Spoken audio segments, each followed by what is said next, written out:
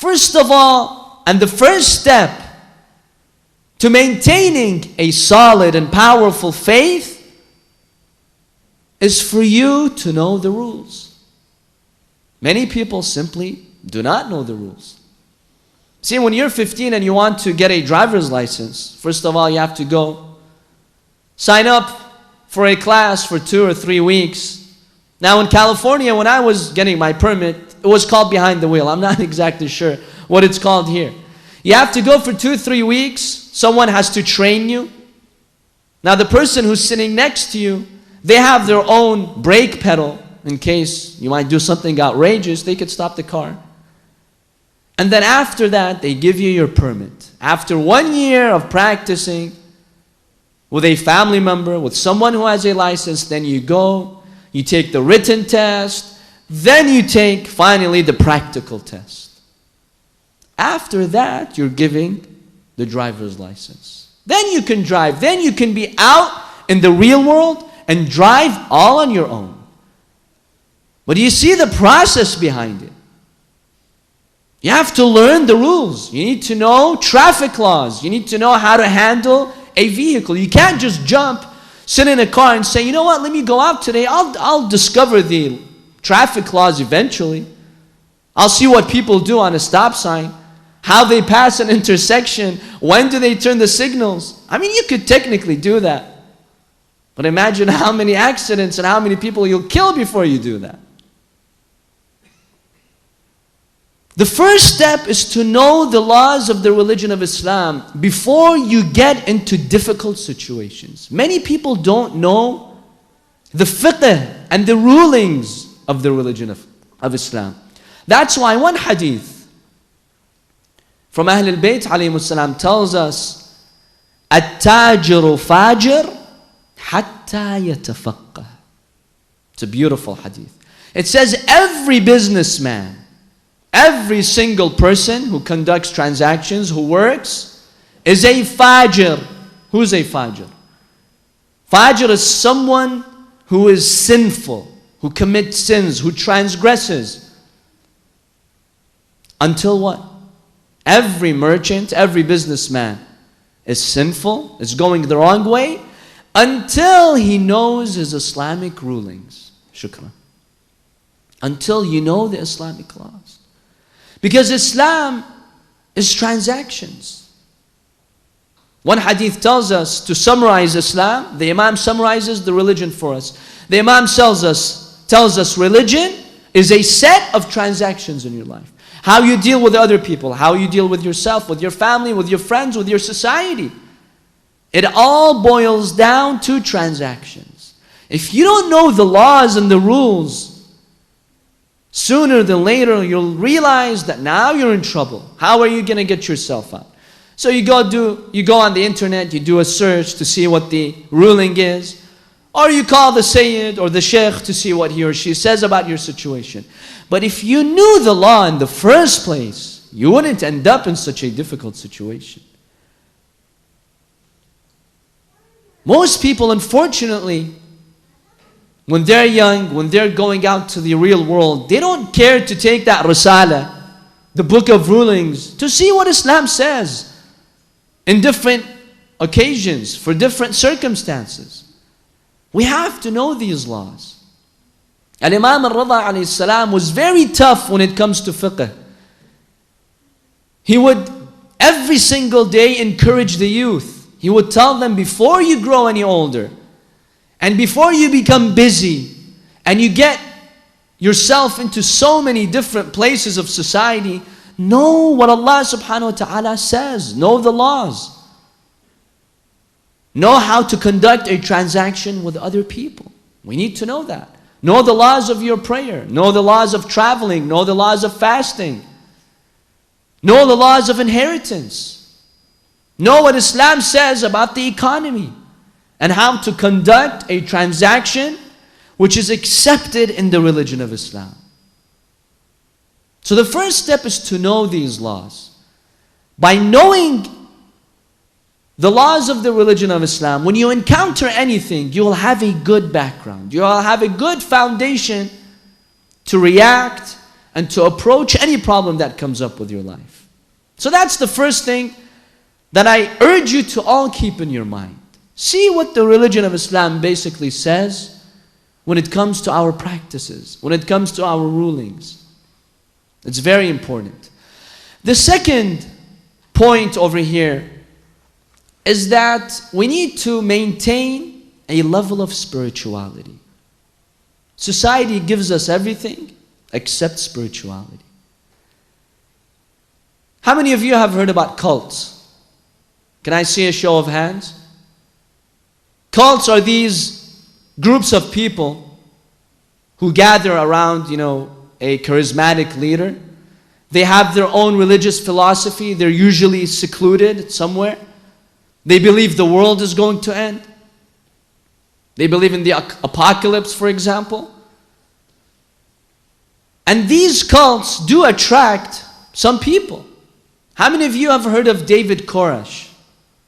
This was more than a decade ago in Texas.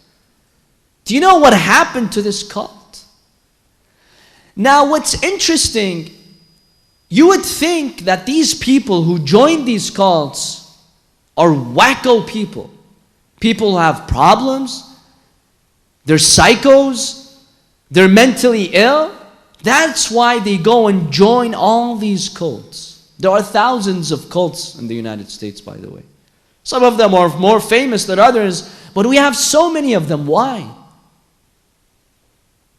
Well, researchers discovered that these people join cults not because they have a problem, not because they're psychologically ill, not because they're crazy. No, they're just normal. They're normal human beings. They're as normal as anyone else in society. The reason why these people have joined a cult is because they have not found satisfying spiritual answers in their society.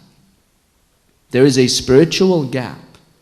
Many of them are rich people, by the way. Don't think they're poor, starving people who are joining a cult. No.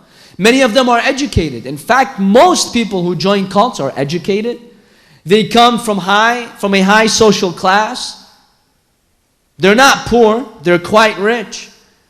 But they have a problem. They feel there is this empty place in their heart which society is not fulfilling. They need a higher level of spirituality. This is what religion delivers to us, especially the religion of Islam. The religion of Islam gives us this amazing level of spirituality. It really fills our hearts with love for Allah subhanahu wa ta'ala.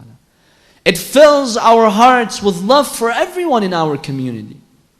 We have a hadith that says, who is the most beloved person in the eyes of Allah subhanahu wa ta'ala? Who do you think? Is he the one who stands up his entire night praying? Yes, such a person is beloved, but not the most beloved. The hadith tells us that the creation, all people, are like the family of Allah subhanahu wa ta'ala, because He's created us. He supports us, He sustains us. So symbolically, we're like His family. The hadith says the most beloved amongst you in the eyes of God is the one who serves the family of God most. When you serve other people in your society, when you extend your hand to help someone, whether spiritually, psychologically, financially, any type of help, this is the most beloved action you're doing in the eyes of Allah subhanahu wa ta'ala. Religion gives us that hope in our hearts. It gives us that high level of spirituality. So if we know the rules and we get the spirituality from the religion of Islam, this will really help us manage any problem we experience in society. Whatever we are doing, Allah subhanahu wa ta'ala will make us successful. Allah subhanahu wa ta'ala will make us firm. Now the final point that I would like to share with you is how to divide your day.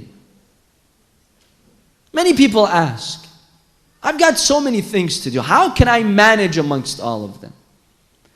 The most important point, my respected brothers and sisters, is to manage your day wisely. And I believe the best way, as I understand from the ahadith of Ahlul Bayt, is to divide your day into 4 categories. Every single day should have 4 categories for you. Divide your time into 4 segments. It's the best way to keep you on track, to avoid stress, and to manage everything you do in your life. The first part of your day is, of course, working, and we all know that. We need to live. We need to establish a career, so we need to work. As someone who needs to work, just simply respect the laws of Allah subhanahu wa ta'ala and you'll be fine. Do not sin.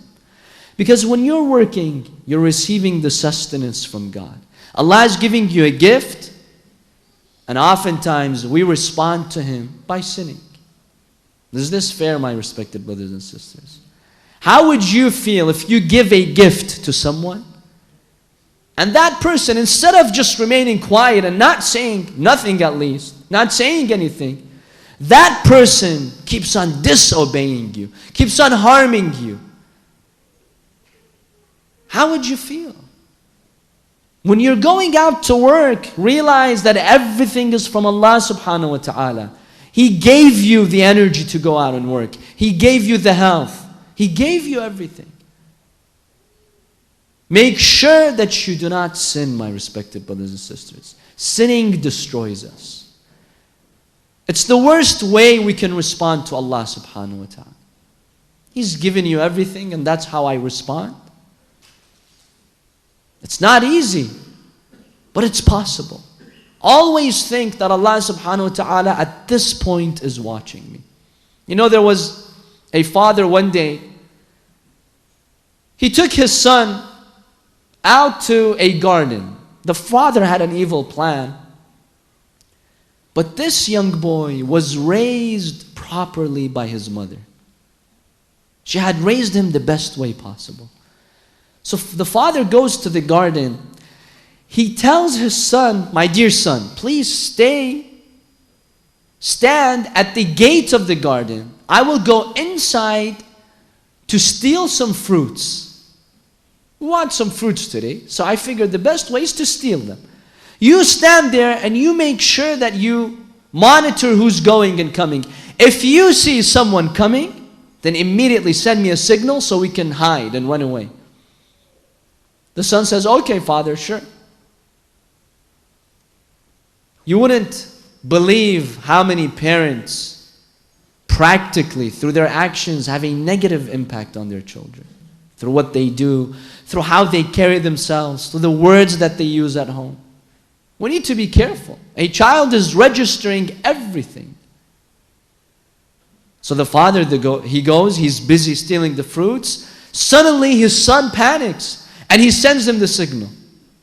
The father, panicking, he rushes. He looks around, he sees no one. He tells him, "My son, why did you call me? Why did you warn me? I don't see anybody here." He tells him, "Well, didn't you tell me that if anyone is watching us, I should give you the signal?" He said, "Yes, I told you that." The son said to him, "Well, as soon as you went and you were busy stealing the fruits, I remembered that God is watching us. Allah subhanahu wa ta'ala is watching us. So I gave you the warning." Look at this 5 or 6-year-old son teaching his father. But that's because his mother raised him well. And the credit goes to his mother. When you're at work, realize that Allah subhanahu wa ta'ala is watching you. How would you react if someone whom you consider respectful was sitting there? Whoever you consider to be very respectful in your life, imagine that person is there with you. How would you behave? Now, who are people compared to Allah subhanahu wa ta'ala? I know some people, and including myself sometimes, when there is someone in your presence, you behave differently. You know, you're more polite. You try to make sure you say the right things to say. But who are these people whom I'm afraid of compared to Allah subhanahu wa ta'ala?